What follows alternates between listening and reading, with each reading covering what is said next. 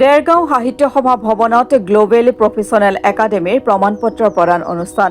উপস্থিত প্ৰাগ নিউজৰ জ্যেষ্ঠ সাংবাদিক দীপক শৰ্মা 2016 চনতে প্ৰতিষ্ঠা হোৱা দেৰগাঁৱৰ গ্লোবেল প্ৰফেচনেল একাডেমীয়ে বৃত্তিমুখী শিক্ষা প্ৰদান কৰি সমাদৰ লাভ কৰাই নহয় উঠি অহা প্ৰজন্মক আত্মনিয়োগ কৰাৰ ক্ষেত্ৰত বিশেষ ভূমিকা পালন কৰি আহিছে শনিবাৰে দেৰগাঁও সাহিত্য সভা ভৱনত অনুষ্ঠিত হয় প্ৰতিষ্ঠানটোৰ প্ৰশিক্ষাৰ্থীসকলৰ প্ৰমাণপত্ৰ বিতৰণী অনুষ্ঠান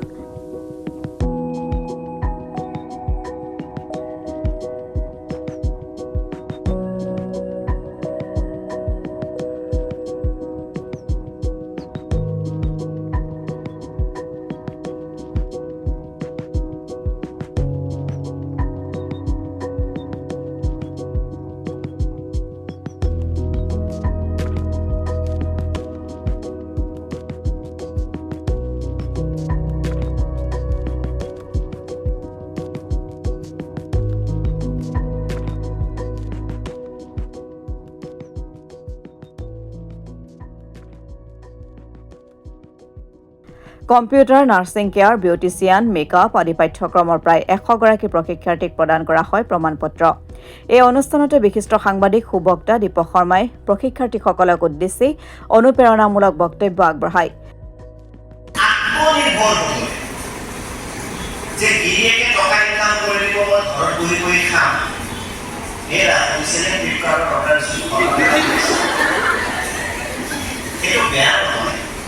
কিন্তু সেই চিন্তা সেই পৰিৱৰ্তন ঘটায় কাৰণ এই বস্তু মই লক্ষ্য কৰিছোঁ অৱস্থাৰে কৰিছোঁ সকলো ছোৱালীয়ে নকৰে কৰাৰ যোগ্যতাও নাই যোগ্যতা মানে মই নম্বৰৰ যোগ্যতাৰ কথা কোৱা নাই সেই মানসিক চিন্তাৰ যোগ্যতা তোমালোকে পঢ়ি থকা প্ৰত্যেকগৰাকী ছাত্ৰ ছাত্ৰী ঘৰৰ পৰিৱেশৰ কথা মই নাজানো কিন্তু এটা কথা মই নিশ্চিত যে তোমালোকে জীৱনত সংগ্ৰাম কৰি ঘাট প্ৰতিবাদ দেখি আই উপায় মানে কিবা এটা কৰিম ঘৰখন মই চলাম দুপইচা হ'লে মই ইনকাম কৰিম বুলি বুকুত যে সপোন বান্ধিয়া পাইছা সেইটো মই নিশ্চিত সেইবাবে তোমালোক মহিয়সী নাৰী মহিয়সী এইটো আশা কৰি নিজৰ বাবে খুব জোৰে বজাব তোমালোকে পিছত ইয়াৰ জৰিয়তে উপাৰ্জন কৰিব পাৰা নোৱাৰা গোলাঘাট জিলা সাহিত্য সভাৰ প্ৰাক্তন সভাপতি সুৰেন্দ্ৰ মোহন হাজৰিকাই বন্তি প্ৰজ্বলন কৰাৰ পাছতেই একাডেমীৰ প্ৰশিক্ষাৰ্থীসকলে পৰিৱেশন কৰা এটি কুৰাচেৰে শুভাৰম্ভণি কৰা অনুষ্ঠানত সমাজসেৱক আকাশ ফুকন পৰাগ বৰা পৌৰনত্ৰী ৰূপাঞ্জলি ফুকন বৰা ডক্টৰ দেৱজিৎ বৰুৱাকে আদি কৰি বহুকেইগৰাকী বিশিষ্ট লোকে অংশগ্ৰহণ কৰি শুভেচ্ছামূলক ভাষণ প্ৰদান কৰে বৰ্তমানৰ ছাত্ৰী হৈ আছে তেওঁলোকে তেওঁলোকৰ কৰ্ম আৰু দক্ষতাৰে নিজে ভাল পোৱা কামটো কৰি সমাজ আৰু নিজক জীয়াই ৰখাৰ যি পৰিকল্পনা গ্ৰহণ কৰিছে তাৰ বাবে তেওঁলোকক শুভেচ্ছা জনাইছোঁ এতিয়া জয়দীপ বৰা ডাঙৰীয়াই গ্লোবেল প্ৰফেচনেল একাডেমীৰ পৰা স্কিল ডেভেলপমেণ্টৰ কাৰণে অৰ্থাৎ কৌশল উন্নয়নৰ কাৰণে যি পাঠ্যক্ৰম দেৰগাঁৱত সংযুক্ত কৰিছে সি এটা অতি ভাল কৰ্ম বুলি আমি সদায় বিবেচনা কৰি নিবনুৱা হৈ গ'ল অসমত নিবনুৱা আছে 1 লাখ নিবনুৱা তেনেকৈ সমস্যা সমাধান হ'ব আজিৰ পৰা কিন্তু 20 বছৰ আগতে তেনেকৈ চিন্তা নহয় অকল কলেজলৈ যাব লাগে চাকৰি বিচাৰিব লাগে চাকৰি কৰিব লাগে কামে চাকৰি নোপোৱাকৈ নিবনুৱা হৈ থাকে সেই স্কিলটো ডেভেলপমেণ্ট নকৰিলে এই এনেধৰণে চিন্তাবোৰ চৰকাৰে আৰম্ভ কৰিলে তাৰ লগত NGOবোৰ আহিছে চেষ্টা কৰি আৰু বহুত সামাজিক অনুষ্ঠানে এনেধৰণে কথা পাতি পেলাই এটা চিন্তাৰ মাজেৰে বহলকৈ প্ৰসাৰ কৰি দিয়াৰ কাৰণে গাঁৱে ঘূৰে সোমাই থকা নগৰে চহৰে সোমাই থকা যিবোৰ টেলেণ্ট আছে মানুহৰ বেলেগ বেলেগ টেলেণ্ট আৰু টেলেণ্টটো জানিবলৈ আজি যদি শচীন তেণ্ডুলকাৰে গম নাপালে যে মই ক্ৰিকেট খেলিব লাগে তেতিয়াহ'লে শচীন তেণ্ডুলকাৰ কোনো চিনি নাপালে যোনে যদি গান লগালেহেঁতেন আমি গম নাপালোঁ যে গতিকে প্ৰতিজন মানুহৰ প্ৰতিভা আছে এই স্কিল আছে প্ৰতিভা আছে টেলেণ্ট আছে তাক উলিয়াই লৈ অহাৰ ক্ষেত্ৰত আমাৰ চৰকাৰে লোৱা সিদ্ধান্ত কেন্দ্ৰীয় চৰকাৰে হওক প্ৰায় গোটেই বস্তু হয় কেন্দ্ৰীয় আমাৰ স্কিল ডেভেলপমেণ্ট কৰা হয় তাত NGO এনেদৰে কাম কৰাৰ প্ৰচেষ্টা আজি জয়দীপে এই প্ৰচেষ্টা ল'লে ইয়াত কিমান হ'ব জয়দীপ জীৱনৰ বাটত নিজৰ গঢ়ি তুলিব পাৰে জয়দীপে ব্যক্তিগত কাম কৰি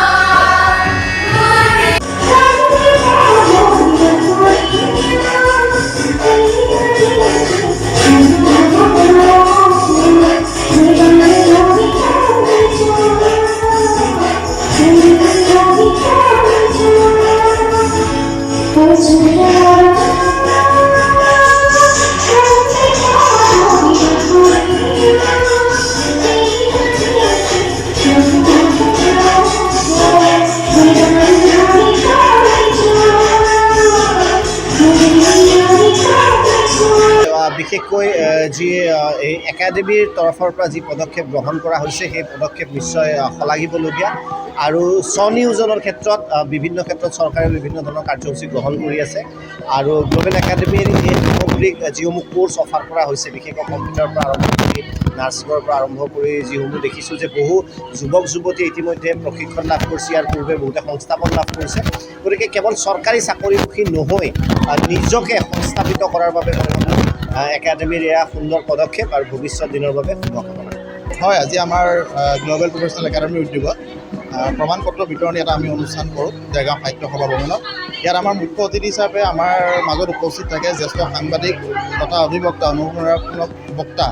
আমাৰ সকলোৰে শ্ৰদ্ধা দীপক শৰ্মা ডাঙৰীয়া। তেখেতে যথেষ্ট অনুপ্ৰেৰণামূলক বক্তব্যই আজি আমাৰ এই অনুষ্ঠানটো সৌষ্ঠৱ বৃদ্ধি কৰে। লগতে তেখেতৰ যি আজি আমাক বক্তব্য প্ৰদান কৰিলে আমাৰ যিখিনি প্ৰশিক্ষাৰ্থী আছে তেওঁলোকৰ নিজৰ জীৱনত যথেষ্টখিনি সমল হিচাপে ল'ব পাৰে বুলি আমি আশাবাদী।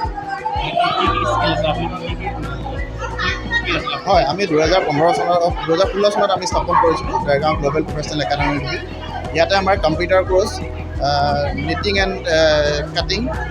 বিউটিচিয়ান, মেকআপ আৰ্টিষ্ট আৰু আমাৰ চবতকৈ প্লাছ পইণ্টটো হৈছে কি GDA বুলি এটা আমি কোৰ্চ চলাওঁ যিটো নাৰ্ছিং কেয়াৰ হয়। তাৰ আমাৰ চাৰ্টিফিকেটখিনি হয় NSDCৰ পৰা নেশ্যনেল স্কিল ডেভেলপমেণ্ট কৰ্প'ৰেশ্যনৰ ফালৰ পৰা। আজি আমি এই সভাতে প্ৰায় 100ৰো অধিক ছাত্ৰ ছাত্ৰীক আমি আজি প্ৰমাণপত্ৰ বিতৰণ কৰোঁ।